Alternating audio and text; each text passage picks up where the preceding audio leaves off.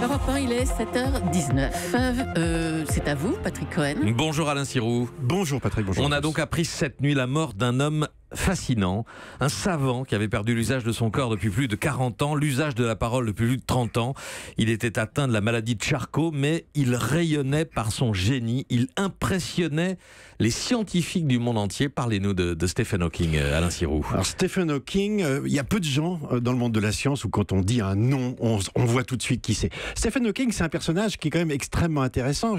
Je dirais, je vais vous donner une image, oui. C'est l'image du génie dans la bouteille. C'est-à-dire, vous avez le génie et la bouteille. Alors le génie, je dirais, laissons aux scientifiques le soin de juger Stephen Hawking parce qu'il faudra du temps.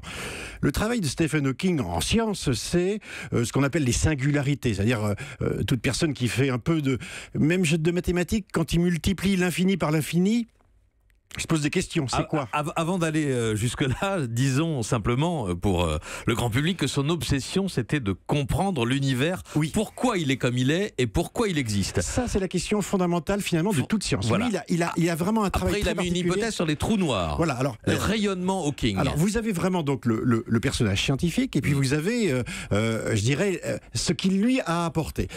Hawking, c'est quelqu'un qui s'intéresse, je dirais, à tout ce qui est complexe en termes mathématiques. Alors, c'est pour ça que je vous prenais le infini. N'ayez pas peur, Patrick, je le sens. Vous multipliez l'infini par l'infini, ça donne l'infini. Mais lui, il veut aller plus loin. Et quand on prend un trou noir dans le domaine astrophysique, c'est vous prenez la Terre et vous la réduisez à la taille d'une bille.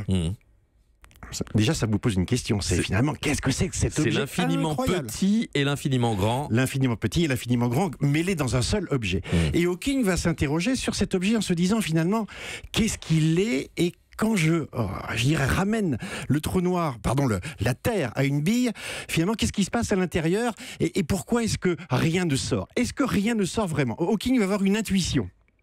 Cette intuition, c'est que peut-être quelque chose s'évapore. Peut-être qu'il y a comme une chaleur, quelque chose qui s'évapore du trou noir.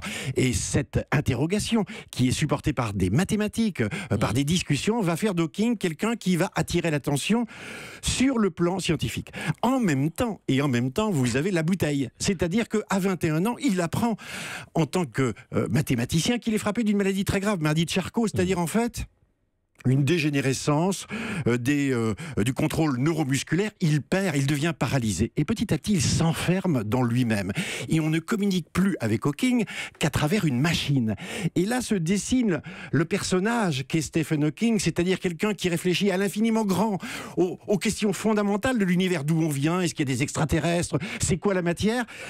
Enfermé dans quelque chose qui est infiniment petit et avec lequel on ne communique que par certains mots, que par des clignements de sourcils, puisqu'une machine interprète ce qu'il pense, ce qu'il dit, et c'est une voix électronique qui parle à sa place. On va entendre cette voix, qui n'est donc pas la voix de Stephen Hawking. Il a perdu l'usage de la parole, je crois, en 85, oui. Après 10 ans déjà de paralysie, cloué dans son lit, incapable de se nourrir lui-même. Oui. On va donc entendre la voix reconstituée, la voix par ordinateur de Stephen Hawking. The discoveries of the Kepler mission suggest that there are billions of habitable planets in our galaxy alone. And there are at least 100 billion galaxies in the visible universe. Voilà, mais avec cette voix, il répondait à des interviews, à des curiosités. Il voyageait même dans le monde entier. On l'a vu au Vatican, près du pape. Ce qu'on ignore, c'est que c'est un des plus grands collecteurs de fonds de la science depuis des générations. Il a occupé la chaire de Newton à Cambridge et là il est devenu extrêmement célèbre en tant que mathématicien, mais surtout parce que sa maladie lui donne une image. Quand il écrit son premier livre, il fait 9 millions d'exemplaires, c'est énorme.